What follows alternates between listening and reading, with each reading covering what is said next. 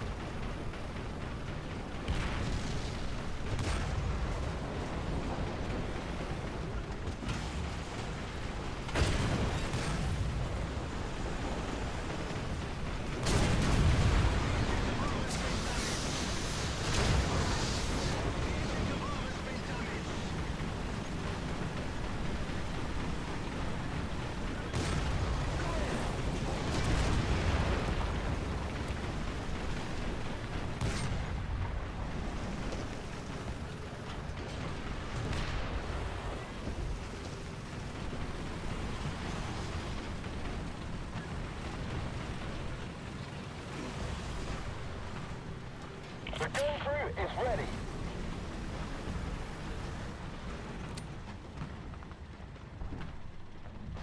We need artillery support!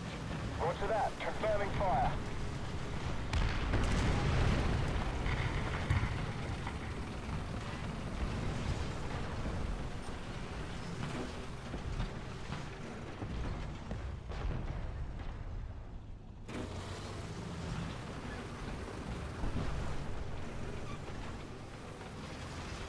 A little more effort, and victory will be ours.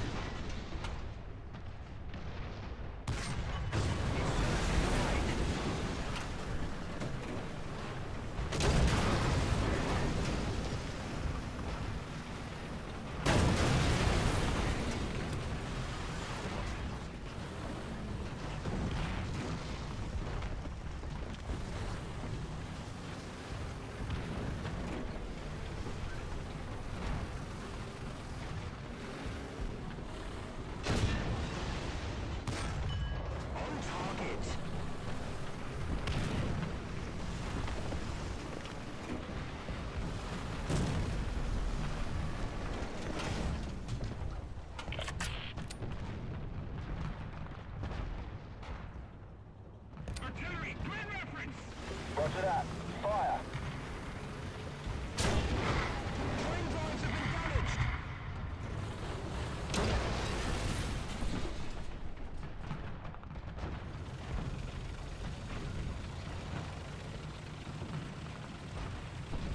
Let's keep the pressure on. Victory is close.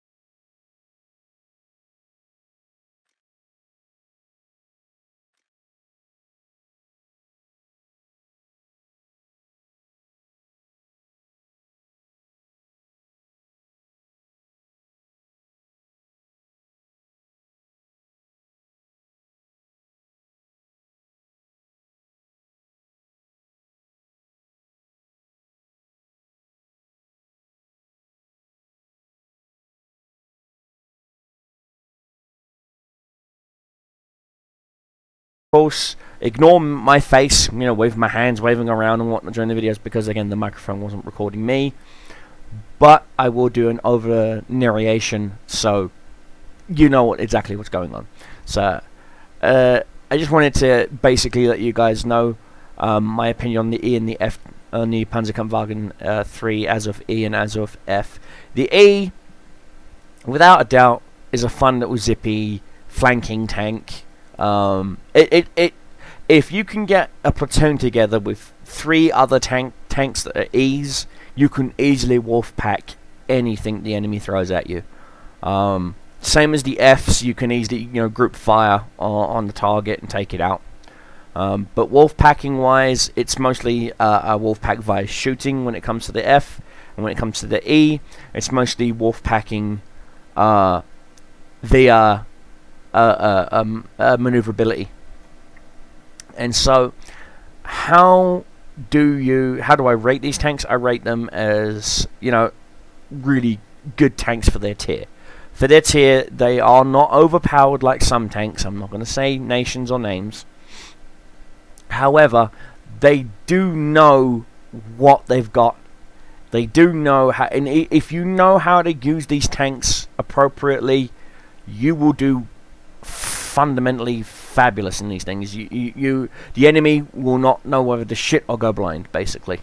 Again, same with any of the German tanks. They work well as a group, not necessarily as a lone wolf. So bear that in mind, okay? Lone wolfing is really not the German philosophy, armor-wise.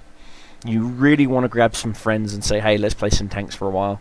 And the majority of most tankers, when they're first starting out in your platoons, are usually rank 1s. These easily slip into rank 1 because they are rank 1s, with the exception, of course, of the F1 being rank 2. Now, for rank 1 tanks, they are absolutely amazing, but they've both got the same battle rating. As you can see, the 2s, battle rating of 2.3, battle rating 2.3, battle rating 2.3, battle rating 2.3, and battle rating 2.3. This is my realistic tank battle rating lineup of all 2.3.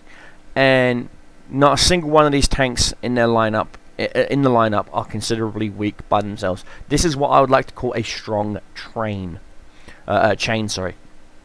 And so, you know, they all know what they're doing in their own roles if you know what you're doing. For example, you don't use Sturmgewürz 3 as a scout. No, that's what the Panzerkampfwagen 38T is for.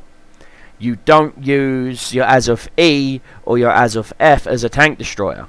No, that's what the Stug 3's for. You know, as long as you stick to the roles of what the tanks were for.